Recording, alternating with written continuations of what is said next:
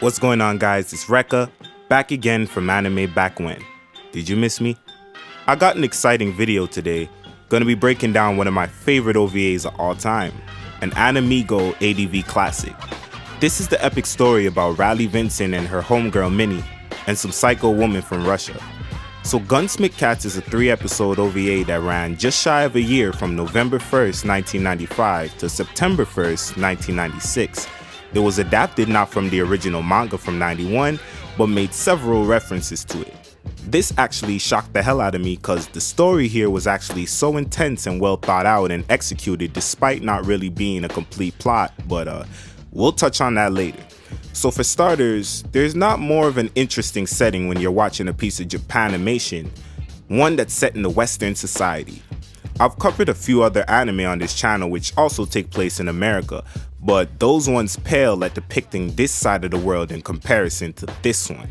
I'd go as far as to say Gunsmith Cats is by far the most accurately depicted anime as far as having a Western setting, if we're going to talk about the viewer truly believing he's watching a show based in the US. Moving on, the show is set in good old Windy City. Welcome to Chicago. The base for our main characters, the 19-year-old Riley Vincent and her partner Minnie Mae Hopkins, who operate a partially illegal gun shop called Gunsmith Cats. The catch here is that they also work as freelance bounty hunters, which keep their lives and, of course, this series a fun ride. Riley is an enthusiast with firearms to a very mind-boggling degree. She holds a wealth of knowledge on damn near every gun known to man. There are even times in the anime where she could tell whether a pistol is loaded or not just by its visual appearance or judging it off of its initial weight when physically handling one. May, on the other hand, is an expert in the department of explosives, and the dichotomy of these two weapons of combat make for some awesome stealthy action scenes throughout the show. So, as I said before, the OVA isn't a direct adaptation of the stories of the manga, and from what I understand, the manga is a bunch of episodic stories. But even though there's an original tale here, it was written no differently than one to be found in the original source. I describe the story here to be broken down into an arc and a half, with the first episode being an introductory episode to get you familiar with the characters and vibe of this world, while transcending a bit of events of this episode into the rest of the show. Riley and Minnie get approached to work alongside the government in order to run a sting operation to shut down a gun smuggling business. Jonathan Washington is the man of interest for this episode, and despite this story sort of standing alone, his relevance carries into the following episodes. The second and third episodes are directly connected to each other, and episode 2, in my opinion, is the apex of enjoyment for this entire anime. It also was the first time I ever saw my home country of Canada ever shown in anime, ever. I find every time that I watch this, somewhere halfway into the episode you sort of lose the context of the story, and it becomes simply an appreciation of these characters, the art, the action, the jazzy funky music, and witnessing the aura the city created here, especially during that car chase. Once you get back to reality with the third episode to wrap up the show, the story comes back into play, maintaining the same elements I just discussed. This all makes for the perfect experience.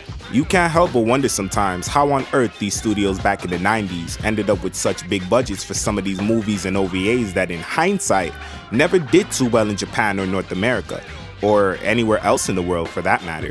Because Gunsmith Cats has to stand somewhere close to the top of the food chain when we talk about excellently produced titles. And it's not that no one knows about this, it does have its small cult following across the world.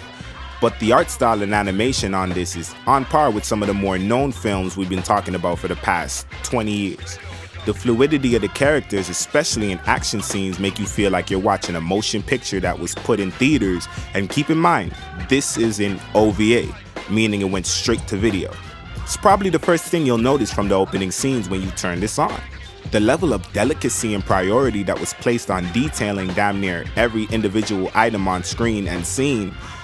I'm not surprised by the quality here. OLM was responsible for another legendary OVA from that time, being the infamous Wreck of the Lotus War. Over 25 years later, both shows still hold up and transcend the label of just an anime OVA.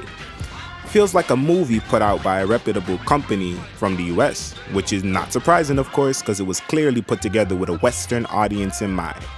The music was even composed by New Jersey native Peter Erskine, no relation, we share the same last name, a jazz drummer who toured the world through the 80s and even did some work with Queen Latifah.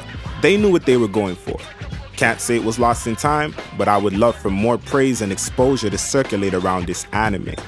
Maybe more is to come in the future, because over a decade later, following the 2001 and 04 DVD releases, Animigo acquired the license and did a Kickstarter campaign to drop a Blu-ray back in 2017, and this actually followed through. I remember when this was actually first rumoring, and then it seemed like it just came and went and totally blindsided me. But that's neither here nor there. I just put that out as hope for more to come regarding this franchise, because there is some spark of interest lingering around. It's a shame Gunsmith Cats didn't get a complete TV series, or even at least have one more story possibly extending the OVA another 3 episodes, but I gotta appreciate what we got based on the level of value we gained. Who knows what the future holds? Hopefully a full-length TV series in the future? Maybe just a dream? Like the video, comment down below what y'all want to see next. I'm out. Thanks for watching. Anime Back When.